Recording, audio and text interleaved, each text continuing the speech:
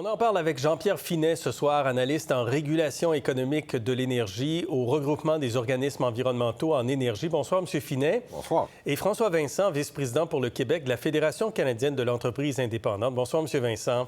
Bonsoir, M. Filion. M. Finet, pourquoi vous pensez que ce projet de loi ne devrait pas être adopté? Pour plusieurs raisons, parce que ça enlève beaucoup de pouvoir à la Régie de l'énergie. Ça vient politiser les tarifs d'électricité. Donc, c'est un recul de 30 ans. Plutôt que de moderniser la loi, on vient enlever des acquis qu'on avait, les Québécois, avec la Régie de l'énergie. Ça vient aussi privatiser, dans une certaine mesure, les ressources naturelles du Québec à des fins d'industrialisation plutôt que de décarbonation. OK. Et vous, M. Vincent, vous craignez surtout l'impact important pour les entreprises? Je suis d'accord avec l'invité juste avant, de la politisation des tarifs d'électricité puis de reculer ça sur 30 ans. Avez-vous vu des débats publics dans les 30 dernières années sur qu'est-ce que devraient être les tarifs? Est-ce qu'on devrait fixer moins pour les individus? Puis là, actuellement, ce qu'on va faire avec ce projet de loi-là, c'est qu'on va pelleter la facture dans la cour des petites et moyennes entreprises.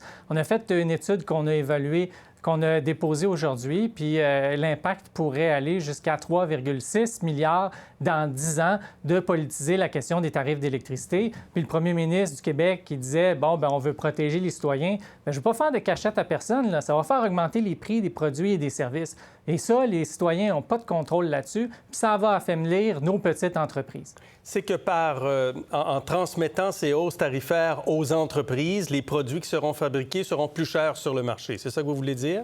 Bien, c'est sûr. On a fait une étude sur l'inflation, puis il y a 75 des PME à peu près qui disaient qu'il y avait une augmentation de coûts, ils augmentaient les prix. Par contre, plus on descendait pour les petites entreprises, moins ils étaient nombreuses à augmenter les prix. Ils augmentaient leur endettement, diminuaient leur marge bénéficiaire pour rester compétitives. Mais ça, vous n'avez pas de contrôle là-dessus, là.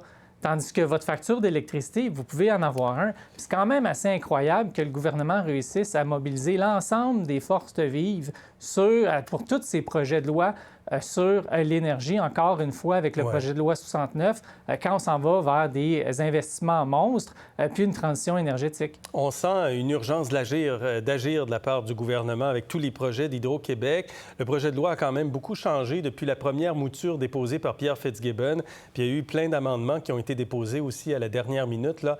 M. Finet, est-ce que vous considérez que la ministre Christine Champagne a quand même bonifié ce projet de loi sur la gouvernance du secteur de l'énergie? C'est Christine Fréchette, là, mais plutôt que Champagne.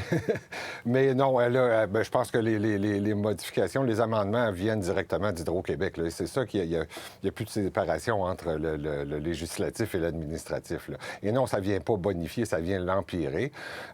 Et ça vient surtout, là... transférer le risque du développement éolien, entre autres d'Hydro-Québec, à la clientèle plutôt qu'à l'actionnaire. Est-ce que les 52 amendements sont venus brouiller la clarté de la loi pour vous deux, là, M. Vincent? Bien, je pourrais pas vous répondre, je les ai pas vus. Puis c'est quand même assez incroyable, là. On a analysé le projet de loi, on est allé en commission parlementaire, il y a plein de groupes experts qui vont souvent devant la régie. Là, on s'en va pitcher 52 amendements à 2 jours de la fin de la session parlementaire. À 2 semaines, oui. On s'en va... bien, ça finit vendredi, la session parlementaire. Oui, c'est ça, mais ils ont été déposés la semaine passée. Oui, mais les groupes, on ne peut pas les voir. Là. Ils sont déposés en séance en études détaillées, donc on ne peut pas les analyser. Le gouvernement est supposé déposer des analyses d'impact réglementaire de ces projets de loi. Est-ce qu'ils ont fait des analyses d'impact réglementaire sur les projets de loi? Puis là, on lance un chiffre de 6 milliards d'économies sur des projets éoliens. C'est à ça que ça sert la régie, M. Filion. Vous savez, ils peuvent faire des demandes d'urgence à la régie, puis ça s'est déjà réglé en 28 jours. Là, on prétexte ça pour aller adopter ça sur le bâillon. Ouais. C'est vraiment triste, qu'est-ce qui se passe. Vous les avez vus, les amendements, M. Finet? Oui. OK. Je les ai vus. Vous êtes chanceux. Puis il y en a plus que ça. Il y en a d'autres qui ont été déposés depuis. D'ailleurs, le gouvernement va abroger son décret qui transformait tous les tarifs résidentiels en contrats spéciaux, ce qui était un peu farfelu, pour adopter un autre amendement aussi qui va rendre rétroactif au 1er avril 2025 la hausse de tarifs de 3 %. Donc, pour les clients résidentiels. Pour les clients résidentiels, oui. Mais en passant, là, rien ne se perd, rien ne se crée. Là. Il y a quelqu'un qui va falloir qu'il paye pour ça quelque part. C'est les entreprises? Et c'est les entreprises et c'est les institutions aussi qui payent le même tarif que les entreprises, que les membres de la FCEI. Là. Les écoles, institutions publiques comme les écoles, les hôpitaux. Les écoles, les hôpitaux payent la même chose. Et qui paye pour ces factures-là? Bien, c'est le contribuable. Et comment est-ce que le gouvernement finance son plafonnement des tarifs? On aurait pu penser par des hausses d'impôts, mais non, c'est plutôt à ce qu'on voit, des baisses de services. Donc, moins de construction d'écoles, moins de rénovation d'hôpitaux. Je pense que Maisonneuve-Rosemont va en prendre pour son rhume encore à ce rythme-là. Mais est-ce qu'on aurait pu protéger les tarifs résidentiels comme M. Legault s'est engagé à le faire payer les entreprises comme il veut le faire, sans diminuer les pouvoirs de la Régie de l'énergie, M. Finet?